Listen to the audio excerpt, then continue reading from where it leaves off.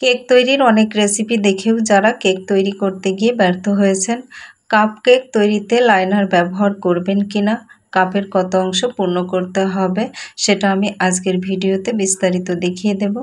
আসসালামু আলাইকুম, রোজি সিবি চ্যানেলে সকলকে স্বাগত। কাপ কেক তৈরির A to Z আজকে আমি ধাপে ধাপে দেখিয়ে দেব। একদম শুরু থেকে শেষ পর্যন্ত না দেখলে কিছুই বুঝতে পারবেন না। এই রেসিপিটা প্রথম থেকে শেষ পর্যন্ত অনুসরণ করলে প্রথমবারেই সেরা কেক তৈরি করতে পারবেন ইনশাল্লাহ। একটি লাইক দিয়ে সম্পূর্ণ রেসিপিটি দেখবেন আশা করছি। তো চলুন প্রসেসটা দেখে নেওয়া যাক। বিসমিল্লাহির রহমানির রহিম। কেক তৈরির জন্য প্রথমে আমি শুকনো উপকরণগুলো চেলে নেব। এজন্য নিয়ে নিয়েছি হাফ কাপ ময়দা। বেটার একটা টেস্ট পাওয়ার জন্য দিয়ে দিয়েছি 2 টেবিল চামচ গুঁড়া দুধ, তবে এটা টোটালি অপশনাল। দিয়ে দিয়েছি 1/3 চা চামচ বেকিং সোডা, 1 চা চামচ বেকিং পাউডার। এখন এই শুকনো উপকরণগুলো আমি চেলে নেব। কেক তৈরির জন্য শুকনো উপকরণগুলো অবশ্যই চেলে নিতে হবে এবং কেক তৈরিতে ব্যবহৃত সকল উপকরণ নর্মাল তাপমাত্রায় থাকতে হবে।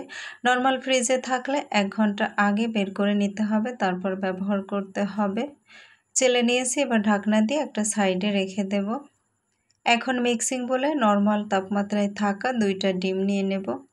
ফ্রিজে রাখা ডিম ব্যবহার করলে চিনি গলতে অনেক সময় লাগে এবং কেক ভালো হয় না। এবার ডিমের কুসুম 2টা আমি তুলে নেব, এটা পরে ব্যবহার করব। কুসুমের সাথে যেন একটু সাদা অংশ না থাকে সেদিকে খেয়াল রাখতে হবে। এখন ডিমের সাদা অংশের সাথে 1 চা চামচ ভিনেগার অ্যাড করে দেব। এবার একটা হ্যান্ড উইক্স দিয়ে আস্তে আস্তে 3-4 মিনিটের মতো বিট করে নেব, যতক্ষণ পর্যন্ত না ডিমের সাদা অংশের আঠালো ভাবটা কেটে পানির মতো হয়ে যাচ্ছে। আমি 3-4 মিনিট বিট করে নিয়েছি। এবার আমি হাফ কাপ চিনি দিয়ে দিয়েছি, যেটা চায়ের কাপের মাপে 1 কাপ হয়েছে। এই চিনিটাকে আমি একবারে না দিয়ে 2 বার দিয়ে মিশিয়ে নেব, এতে চিনি দ্রুত গলবে। একসাথে দিলে চিনি গলতে অনেক সময় লেগে যাবে। কেকটা পারফেক্ট হবে কিনা সেটা এই উপকরণ মেশানোর ধাপগুলো এবং সঠিকভাবে বিট করে নেওয়ার উপর নির্ভর করে। এমনভাবে বিট করতে হবে যাতে একটুও চিনির দানা না থাকে। চিনির দানা থাকলে কেকটা নষ্ট হয়ে যাবে। চিনি সম্পূর্ণ গলে যাওয়ার পর এভাবে হ্যান্ড উইক্স ঘুরিয়ে ঘুরিয়ে একটু মিশিয়ে নিতে হবে।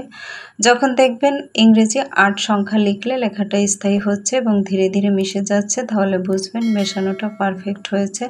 আমি 20 মিনিটের মতো সময় নিয়ে মিশিয়ে নিয়েছি। এখন তুলে রাখা সেই ডিমের কুসুমটা এর মধ্যে দিয়ে দিয়েছি 1 টেবিল চামচ রান্নার তেল। আমি এই রেসিপিতে যে উপকরণগুলো যেভাবে মেজারমেন্ট করে দিয়েছি সেভাবেই ব্যবহার করবেন। ডিমের গন্ধ দূর করার জন্য দিয়ে দেব 1 চা চামচ ভ্যানিলা এসেন্স। ভ্যানিলা এসেন্স না থাকলে এর পরিবর্তে এলাচ গুঁড়াও দিতে পারেন। এখন একদিকে ঘুরিয়ে ঘুরিয়ে 30 সেকেন্ডের মতো মিশিয়ে নিতে হবে। মেশানো হয়ে গিয়েছে। এবার শুকনো উপকরণগুলো আবারও চেলে মিশিয়ে নেব, তবে একবারে মেশাবো না, 2 বার অল্প অল্প করে মিশিয়ে নেব। মেশানোর এই কাজটা খুবই আলতো হাতে একদিকে ঘুরিয়ে ঘুরিয়ে করতে হবে, নইলে ডিমের ফোমটা নষ্ট হয়ে যাবে। ফোম নষ্ট হয়ে গেলে কেকটা ঠিকমতো ফুলতে চাইবে না। 2 বার করে শুকনো উপকরণগুলো আমি মিশিয়ে নিয়েছি। মেশানোর পরে যদি ব্যাটারটা বেশি গাঢ় মনে হয় তাহলে জাল করা দুধ অথবা 1 টেবিল চামচ কুসুম গরম পানি মিশিয়ে অ্যাডজাস্ট করে নিতে হবে। আমি শুকনো উপকরণের সাথে গুঁড়া দুধ ব্যবহার করেছি, তাই এ পর্যায়ে আমি 1 টেবিল চামচ কুসুম গরম পানি মিশিয়ে ব্যাটারটা অ্যাডজাস্ট করে নিয়েছি। বোলের চারিদিকে বা তলায় অমিশ্রিত অবস্থায় গুঁড়ার কিছু অংশ থেকে যেতে পারে, এজন্য স্প্যাচুলা দিয়ে চারিদিকে ও নিচ থেকে একটু মিশিয়ে নেব। এখানে আমি একটি কাপ কেক মোল্ড নিয়েছি। এই মোল্ডের মধ্যে এরকম কাগজের তৈরি লাইনার কেন বসাবেন, না বসালে কি সমস্যা হয় সেটা দেখাবো। লাইনার ছাড়াই আমি মোল্ডের মধ্যে তেল ব্রাশ করে নেব। এবার মোল্ডের মধ্যে ব্যাটারটা দিয়ে দেব। এখন দেখুন আমি মোল্ডের প্রায় গলা পর্যন্ত ব্যাটার দিয়ে দিয়েছি। এভাবে ব্যাটার দেওয়া যাবে না, মোল্ডের অর্ধেকটা পূর্ণ করে দিতে হবে। এভাবে গলা পর্যন্ত ভর্তি করে দিলে কি হয় সেটা বেক করার পরেই দেখতে পাবেন।